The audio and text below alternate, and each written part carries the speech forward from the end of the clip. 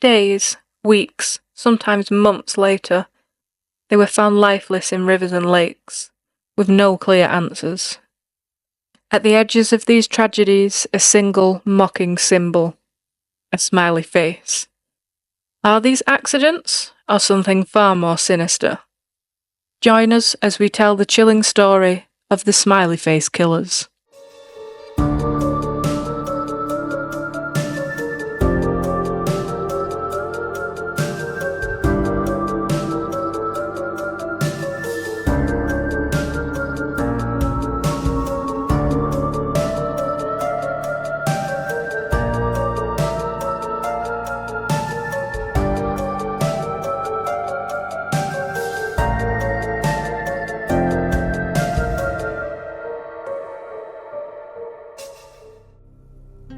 You're out with friends, laughing, celebrating life.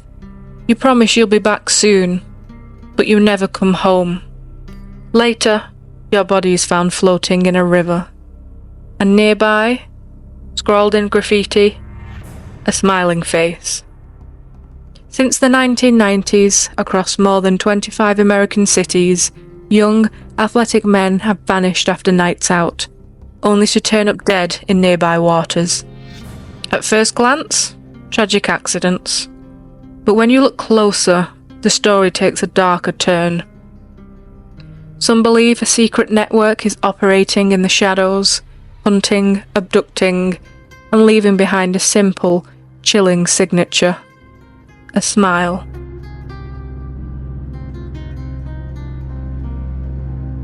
(1997) Patrick McNeil. The first clue.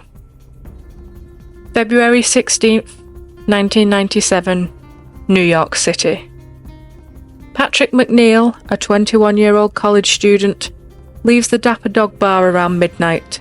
He's unsteady. Witnesses see him stumbling, pursued by a slow-moving van. Patrick disappears into the night.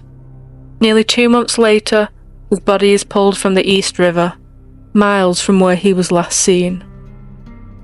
The coroner rules it an accident, but something doesn't add up. Patrick's body shows sign of strangulation. His skin suggests he was only in the water for a few days, not weeks. And nearby, hidden under a bridge, investigators find it. A crude, smiley face painted on the wall. Coincidence? Or a warning? 2002, Christopher Jenkins. A night of celebration turns deadly. Halloween night, 2002, Minneapolis. Christopher Jenkins, 21 years old, is out celebrating with friends. After being kicked out of a bar, he walks into the freezing night without his jacket, wallet, or phone. He never makes it home. 4 months later, his body surfaces in the Mississippi River. Still dressed in his costume, arms crossed tightly over his chest, clutching a clump of hair. Authorities initially called it an accident, but later changed the ruling to homicide. Near the spot where he vanished, another smiley face etched into the concrete. A pattern is beginning to form, but no one is ready to admit it yet. 2005. Todd Geib, vanished in the blink of an eye. June 12th, 2005, Casnovia, Michigan. 22-year-old Todd Geib leaves a bonfire party around midnight. He calls his friends in a panic, saying simply, "I'm in a field." Then the line goes dead. For 3 weeks, there's no sign of him. Until suddenly, his body is found floating upright, head and shoulders above the water, in a lake that search teams had already scoured multiple times before. He could have stood up. The water wasn't that deep. Toxicology shows alcohol, but not enough to explain his death. Antidepressants are also found in his system, a medication he was never prescribed. And nearby, a smiley face carved into a tree. 2006, Lucas Holman, the Oktoberfest disappearance. September 29th, 2006, La Crosse, Wisconsin. 21-year-old Lucas Holman is out celebrating Oktoberfest. He leaves the bar with a friend, but somehow they get separated. Lucas never makes it home. His body is discovered 3 days later in the Mississippi River. Police rule it as an accident caused by alcohol, but independent forensic experts conclude he'd only been in the water for a few hours, not days. The timelines don't match. And not far from where his body was found, sprayed in fading paint, yet another smiley face.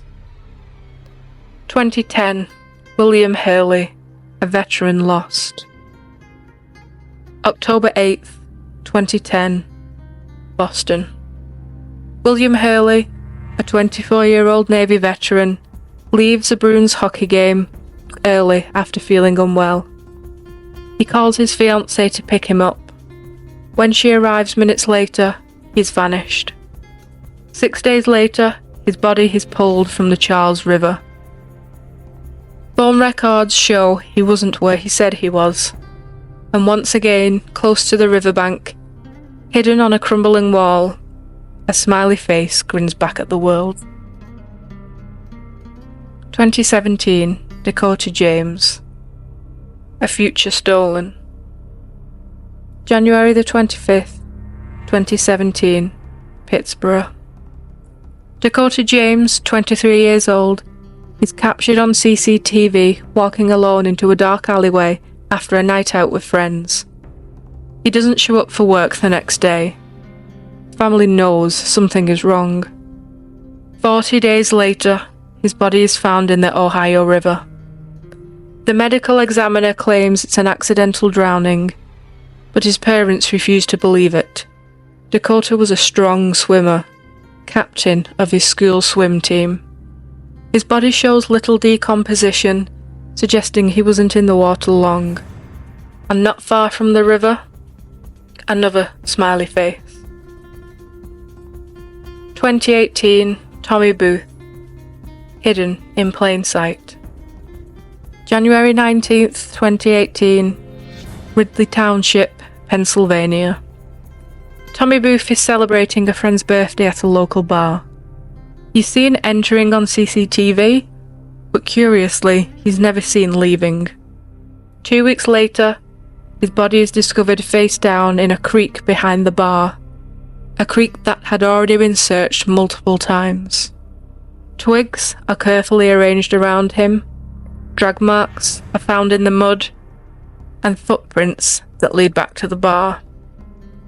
On a nearby wall, scrawled faintly under the deck, a smiley face. Patterns in the darkness. Over 2 decades, across cities, states and rivers, the patterns repeat. Young, promising men vanishing after nights out. Bodies found in water, sometimes weeks later, showing little decay. Traces of GHB, a powerful sedative found in many toxicology reports. And near the scene, almost mocking, the same eerie symbol, a smile. Retired detectives Kevin Gannon and Anthony Duarte believe it's no coincidence. They suspect an organised group, perhaps connected through the dark web, abducting and killing their victims, leaving behind a grim calling card. Police, however, largely reject the theory. They call the deaths tragic accidents fueled by alcohol and poor judgment. Maybe some are, but could all of them be? A single death can be explained away. 2 deaths might still be chance, but dozens of young men, strong, bright, full of promise, vanishing in the same way, found drowned, scarred by the same eerie mark. Coincidence can only be stretched so far before it snaps. The truth remains hidden just beneath the surface, and if the smiley face killers are real, they are not finished They are still out there, still hunting, still smiling, still another tale from the underworld. Thanks for listening to Tales from the Underworld. If you're fascinated by the stories we uncover, make sure to hit that subscribe button on your favorite podcast platform so you never miss an episode. For even more exclusive content, head over to our website at talesfromtheunderworld.com and subscribe to our newsletter. You'll get insider access to deeper case details, early updates on new episodes, and more true crime content sent straight to your inbox. Until next time, stay curious, stay vigilant, and stay out of the shadows.